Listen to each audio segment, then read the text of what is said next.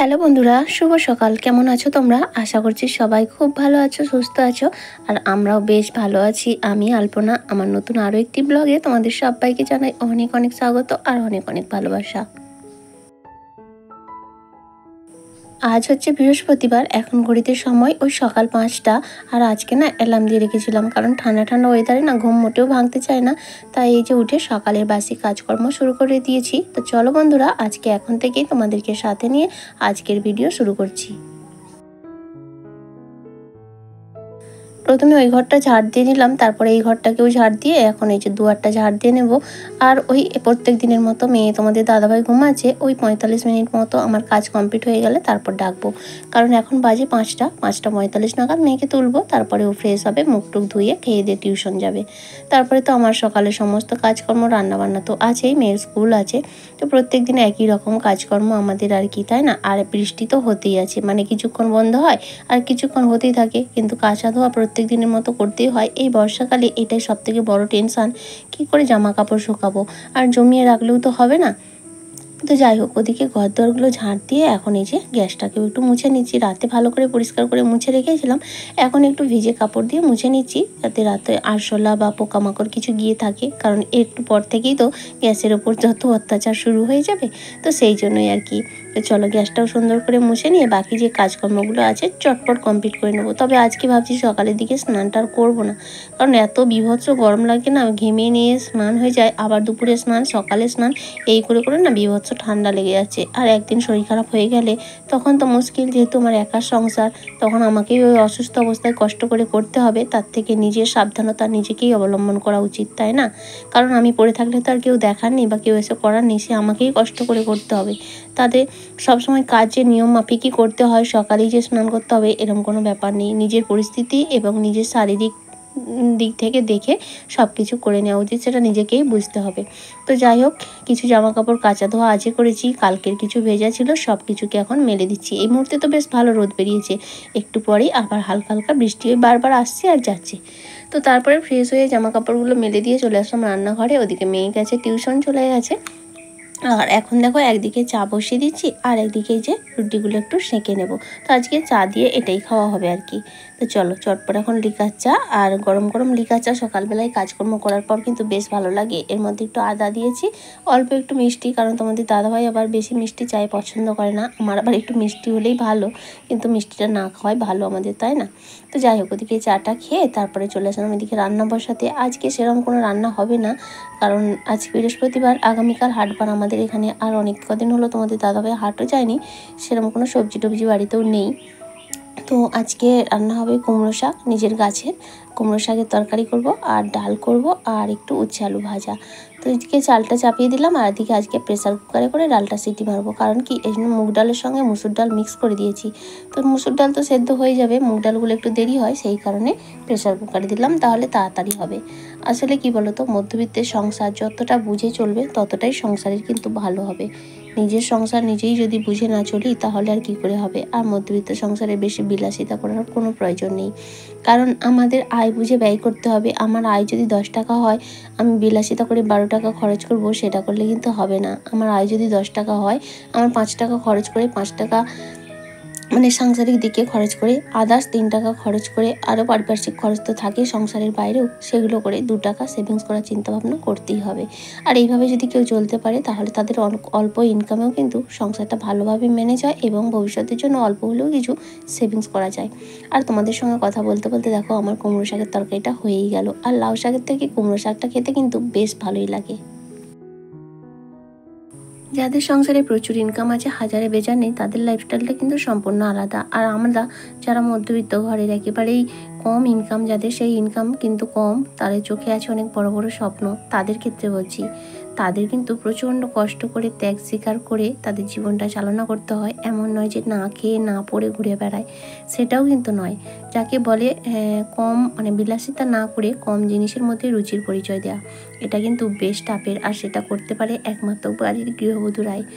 তো যাই হোক, আমি চেষ্টা করি কিন্তু সেই রকমই। আমার আমার মেন্টালিটি অন্য ধরনের। মানে অনেকেই আছে না, 5,000 টাকা দিয়ে একটা শাড়ি কিনবো, কিন্তু আমি ভাবি 5,000 টাকা দিয়ে আমি 5টা শাড়ি কিনবো, পারলে 10টাও কিনতে পারি 500 টাকা দিয়ে। কেন বলো তো? আমি যখন 5,000 টাকার শাড়ি একটা ওটা আমি 5 বার একটা জায়গায় পরে যাব, তখন 5টা জায়গায় কেউ না কেউ কমন মানুষ তো থাকবেই। তখন সে কী ভাববে যে এর কি একটাই শাড়ি আছে, সব সময় একটাই পরে আসে, এ 5,000 টাকা নিয়েছে সেটা কিন্তু দেখবে না। কিন্তু আমি যখন ওই 500 টাকার শাড়ি 10টা জায়গায় 10 রকম শাড়ি পরে যাব, তখন কিন্তু দেখো মানুষ ভাবে না এর প্রত্যেকবার আলাদা আলাদা শাড়ি পরে এসছে, কিন্তু দামটা এখানে ফ্যাক্টর নয়, তাই না? তো আমার মেন্টালিটি এই ধরনের আর কি। এটা কিন্তু আমার রুচির পরিচয় যে আমি একটা জায়গায় একটা জিনিসকে বারবার পরবো কেন? আমি কম দামি হোক না, 5টা জিনিস 5 বার পরবো, সেটাই কিন্তু আমার ভালো হয়। তো যাই হোক, তোমাদের সঙ্গে কথা বলতে বলতে ওদিকে রান্নাবান্নাও শেয়ার করে নিলাম। উচ্ছে আলু ভাজা হয়ে গেছে, কুমড়ো শাকের চচ্চড়ি আর মসুর ডাল বলেইছিলাম, তার সঙ্গে বাড়িতে দই বসিয়েছি, সেটাই আছে। রান্নাবান্না করে মেয়ে খেয়ে দিয়ে স্কুলে চলে গেছে, এখন ঘরে চলে এসেছি বিছানাটা গুছিয়ে নিতে। বিছানাটাও দেখো সুন্দর করে গোছানো হয়ে গেছে। আর ঘরের সৌন্দর্য বিছানা, আগেও বলেছি আবারও বলছি, ঘর বাড়ি যাই হোক না কেন, রুচির পরিচয় দিয়ে টিপটাপ করে যদি সাজিয়ে গুছিয়ে রাখা যায় কম জিনিসেই, এমন নয় যে আহামরি অনেক ভালো মন্দ কিছু রাখতে হবে, তা নয়। যেটুকু আছে সেটাকেই সুন্দরভাবে সাজিয়ে গুছিয়ে রাখলে এবং পরিষ্কার পরিপাটি, এটা হচ্ছে সবথেকে বড় কথা, রাখলে কিন্তু অনেকটা ভালো লাগে। আচ্ছা, আগের দিনের ভিডিওতে পায়েল রয় কমেন্ট করে বলেছে তোমার শাখা আর পোলাটাই কত ওয়েট গো। তো আমার শাখাটা অনেক দিন আগে করেছিলাম, তখন সোনার দামটা একটু কম ছিল, কম মানে ওই 25-26 ছিল। তো তখন ওইটা করেছিলাম বলে ওই 6 গ্রাম 6.5 গ্রাম মতো ছিল শাখাটায়, কিন্তু পোলাটা যখন করেছিলাম একটু বেশি ছিল, মানে ওই 60-65 হাজার ছিল, তাই জন্য অনেকটাই কম সোনা দিয়ে করেছি। ওই পোলাটায় 2 গ্রামের মতো আছে। আর এখন তো সোনার দাম যা, এর থেকে বেশি কিছু করার আমাদের ক্ষমতা নেই গো। তো ওই হলো আমার শাখা পোলার ওয়েট। আর বিলাস হালদার নামে একটা আইডি থেকে, জানি না দিদিভাই না বনু কমেন্ট করেছো, তো কমেন্ট করেছে কেমন আছো দিদিভাই, আমি তোমার ভিডিও রোজ দেখি, তোমার ঘর গোছানো দেখতে আমার ভালো লাগে। থ্যাংক ইউ সো মাচ গো, এইভাবেই তোমরা পাশে থেকো। সুদেশ বৈশাখ কমেন্ট করেছো দিদিভাই তুমি আমার নাম নিলে কিন্তু অ্যান্সার দিলে না, কিন্তু দাদাভাই এর ড্রেসটা দেখে বুঝলাম আমার হাজব্যান্ডও এই সেভিকেই করে। তো যাই হোক, সরি গো, আমি রেসপন্স করিনি, হয়তো বুঝতে পারিনি। আমি কিন্তু মনে হয় তোমার কমেন্টে অ্যান্সার দিয়েছিলাম, তুমি হয়তো কী করেন এরকম লিখেছিলেন, আমি লিখেছিলাম, আমি ভেবেছিলাম আমার নিজের কথা বলেছো, সেই জন্য আমি হাউস ওয়াইফ লিখেছিলাম। তো বুঝতে পারিনি যে হাজব্যান্ডের কথা জিজ্ঞেস করেছো। তো যাই হোক, তার জন্য অনেক দুঃখিত গো। বিলাস হালদার নামে আইডি থেকে অনেকগুলোই কমেন্ট করেছো। তো তুমি লিখেছো তুমি খুব ভালো দিদিভাই। না গো, আমি খুব ভালো নয়, তুমি ভীষণ ভালো বলে তোমার আমাকে ভীষণ ভালো মনে হচ্ছে। তো থ্যাংক ইউ সো মাচ গো, তোমরা এইভাবেই আমার পাশে থেকো, তোমাদের ভালোবাসা পেলে আমি একটু একটু করে এগিয়ে যেতে পারি। শ্রাবন্তী পাল কমেন্ট করে বলেছে তোমার ভিডিও রোজ দেখছি গো, কিন্তু কমেন্ট আর করা হয় না। আর তোমার হার আর পোলাটা খুবই সুন্দর হয়েছে, আমি নানা কাজে বিজি হয়ে আছি গো, তাই কমেন্ট করতে পারি না। তোমার ভিডিও খুব ভালো লাগে আমার, তোমরা আমার অনেক অনেক ভালোবাসা নিয়েও ভালো থেকো। থ্যাংক ইউ সো মাচ দিদিভাই। হ্যাঁ গো, তোমার কমেন্ট আমি পাই না অনেক দিন। তো জানি আমরা প্রত্যেকেই এখনকার দিনে এতটাই ব্যস্ত, সত্যি তার মাঝেও যে সময় করে তুমি আমার ভিডিও দেখো, তার জন্য অসংখ্য ধন্যবাদ। আর তোমাকেও আমাদের তরফ থেকে অনেক অনেক ভালোবাসা। আর এইভাবেই আমার পাশে থেকো, মাঝে মধ্যে একটু আধটু কমেন্ট করো। Arohi dance and music world থেকে কমেন্ট করেছে খুব সুন্দর লাগলো, ভিডিওটা দেখে নিলাম, thank you so much. MJ Adhikari family থেকে দিদিভাই কমেন্ট করেছে চলে এলাম দিদিভাই, থ্যাংক ইউ গো। স্মাইলি দীপা দিদিভাই কমেন্ট করেছে খুব সুন্দর লাগলো দিদিভাই, থ্যাংক ইউ সো মাচ দিদিভাই, এইভাবেই পাশে থেকো তোমরা। দেখো, তোমাদের সঙ্গে কথা বলতে বলতে আমার কাজ অনেকটা এগিয়ে গেছে, পুরো ঘরটাকে একবারে সুন্দর টিপটাপ পরিষ্কার করে নিয়েছি। দেখো দেখতে কি খারাপ লাগছে, আমার তো বেশ ভালো লাগে। আর তোমরাও অনেক প্রশংসা করো আমার ঘর বাড়ি গোছানো পরিষ্কার পরিচ্ছন্ন। তো আমার না এটা একটা বলতে পারো রুচি, অপরিষ্কার আমার একদম সহ্য হয় না। আমি কখনোই চাই না যে আমার বাড়িতে বিশাল বিশাল দামি কিছু থাকুক, বা যা আছে আমি জানি সেটা নিয়ে সন্তুষ্ট, এবং সেটাকেই ভালো করে রাখি, সাজিয়ে গুছিয়ে রাখার চেষ্টা করি। এত পরিশ্রমের পরেও, মানে সারাদিন সংসারের সমস্ত কাজ একা হাতে করার পরেও কিন্তু আমি সব কাজগুলো করি, কারণ এটাই আমার চারিত্রিক বৈশিষ্ট্য। পরিষ্কার পরিচ্ছন্নতা আমার ভালো লাগে, আর এটা সংসারের পক্ষে সেটাও অনেক শুভ। আর আমার এই সংসারটাকে মেনটেন করতে আমাকে অনেকটাই বুদ্ধি, অনেকটাই রুচির পরিচয় দিতে হয়।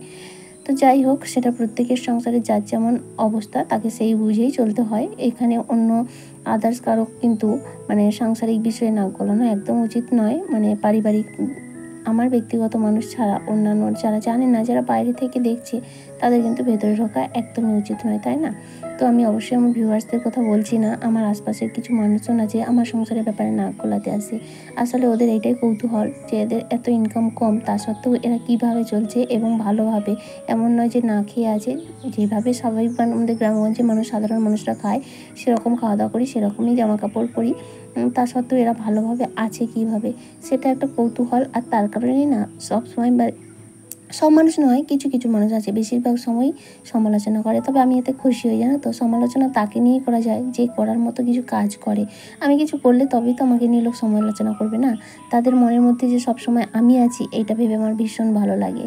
তো যাই হোক, তোমাদের সঙ্গে কথা বলতে বলতে ওদিকে রান্নাঘরটাকে পরিষ্কার করে যে কটা বাসন ছিল সব ধোয়া মাজা কমপ্লিট করে নিলাম। এবার কাজকর্ম মোটামুটি কমপ্লিট। এখন স্নান করে ঠাকুর পুজোটা দিয়ে নেব। আর এদিকে দেখো স্নান টান করে সুন্দর করে ঠাকুর পুজোটাও দিয়ে নিয়েছি। আর আজকে অনেকটাই ফুল ছিল। তাহলে চলো বন্ধুরা, প্রত্যেক দিনের মতো আমার মিষ্টি দিদিভাইরা এত সুন্দর সুন্দর কমেন্ট করেছে যারা, তাদের নামগুলো নিয়ে নিই। আসলে কি বলতো, প্রত্যেক দিনের এই ছোটো ভিডিওতে 10-12 মিনিটের ভিডিওতে সবার কমেন্টগুলো পড়া সম্ভব হয় না। তাই চেষ্টা করি যারা কিছু জানার বা স্পেশালি কিছু বলে থাকে তাদের কমেন্টগুলো পড়ার জন্য। বাকি সবার নামগুলো কিন্তু আমি নিয়ে নিচ্ছি। তো চলো, আছে Payel Roy, Arohi dancer music world, MJ Adhikari family, smiley Dipa, Ruma Das, Radhe Puja, Shreyashi blog, Suparna Pal, Prashanta Haldar, Anubha Dhara, Sudeshna Basak, Sudipta Bhattacharya, Srabanti Pal, Bilas Haldar. Thank you so much, তোমাদের সবাইকে অসংখ্য ধন্যবাদ। এইভাবেই তোমরা আমার পাশে থেকো আর এইভাবেই সাপোর্ট করো। তারপরে খাওয়া দাওয়া করে একটু রেস্ট নিয়েছিলাম। এখন কিন্তু বিকেলবেলা তোমাদের দাদাভাই দুপুরে বাজারগুলো এনে দিয়েছে। ওই যে বললাম না, মধ্যবিত্তের সংসারে বিলাসিতা একদম করা উচিত নয়। একেবারে যে 1 মাসের বাজার করব তা কিন্তু আমরা করি না। করেছি মোটামুটি 10-15 দিন যাবে। হ্যাঁ, তার মাঝে কিছু জিনিস আনতে হয়, যেমন তেলটাই আনতে হয়, বাকি আর কোনো জিনিসটা আনতে হবে না, প্রায় মাস কেটে যায়। এইভাবেই একটু বুঝে বুদ্ধি করে বাজারগুলো করলে কিন্তু সংসারের অনেকটা সাশ্রয় হয়। আসলে 1 মাসের বাজার যদি আমি করে আনতাম না, আমার প্রায় 2 থেকে 2,500 টাকা লেগে যেত। কিন্তু এমন অনেক বাজার যেগুলো আমার মাসেও শেষ হতো না। আর এই বর্ষার দিনে এমন অনেক জিনিস আছে যেগুলো রেখে দিলে নষ্ট হয়ে যায়, সেক্ষেত্রে আমার কিন্তু অনেকটা লস হয়ে যায়। তো সেক্ষেত্রে আমি যদি এই 15 দিনের মতো করি, সেই জিনিসটাই কিন্তু আমার প্রায় 1 মাস কেটেই যাবে। এখানে দেখো সয়াবিন, চিপস, এটা সেটা যে আনা হয়েছে, ওগুলো কিন্তু আমার 15 দিনে শেষ হবে না, কারণ ওগুলো তো রোজকার দিনের নয়। শেষ হওয়ার মধ্যে হয় শুধু তেলটা, আর কোনো জিনিসটাই শেষ হয় না। তো সেই হিসাবে চললে না সংসারের অনেকটা উন্নতি হয়। এখানে আমার কত 700-800 টাকার বাজার রয়েছে, কিন্তু আমি যদি এটাই আমার প্রায় 1 মাস কেটে যাবে। হ্যাঁ, মাঝে হয়তো যে বললাম না তেলটা আনতে হবে, সেখানে আরও 500 টাকা ধরে রাখলাম, কিন্তু এককালীন বাজার করতে গেলে 2 থেকে 2,500 টাকা লেগে যেত। তো এইভাবেই বুঝে চলি আর কি। এতে কিন্তু আমার কোনো সমস্যা হয় না। এরকম হয় না যে আজকে আমার সংসারে এটা নেই সেটা নেই, লোকের কাছে ধার করতে যেতে হয়, এইরকম পরিস্থিতি কিন্তু হয় না। আমি যেটা হিসেব করে চলি, আমার সংসার বেশ ভালোভাবে চলে যায়। তো যাই হোক, এদিকে সমস্ত জিনিসগুলো এখন গোছগাছ করে নিলাম। এখন বাজে বিকেল 4টে মতো। মেয়ে স্কুল থেকেও চলে এসেছে, তোমাদের দাদাভাই ডিউটিও চলে গেছে। তাই ভাবলাম কাজগুলো যেহেতু আমাকেই করতে হবে, ফেলে রেখে লাভ নেই, কাজগুলো করে জায়গা মতো জায়গার জিনিস গুছিয়ে রাখছি। তাহলে চলো বন্ধুরা, আমার আজকের ভিডিওটা এই পর্যন্তই। দেখা হচ্ছে আবারও আগামীকাল নতুন আরেকটি ব্লগের সঙ্গে। ততক্ষণ পর্যন্ত সবাই খুব ভালো থেকো, সুস্থ থেকো। আর ভিডিওটা কেমন লাগলো অবশ্যই কমেন্টের মাধ্যমে জানিও। যদি ভালো লাগে তাহলে কি করতে হবে, প্লিজ একটা লাইক করে দিও, চাইলে শেয়ারও করতে পারো। তাহলে চলো, আজকের মতো টাটা, বাই।